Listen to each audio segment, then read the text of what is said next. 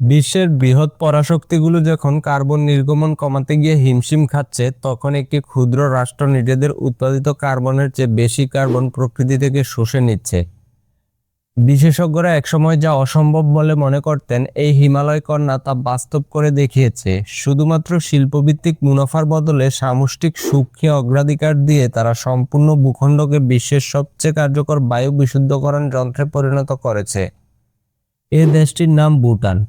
জাতিসংঘের পরিবেশ সংস্থার হিসাব অনুযায়ী ভুটান বছরে প্রায় 9 million ton carbon die oxide শোষণ করে, অথচ তাদের মোট নিঃসরণ মাত্র 2 মিলিয়ন টনেরও কম। অর্থাৎ পৃথিবীতে এটি একমাত্র দেশ যা কার্বন নেগেটিভ।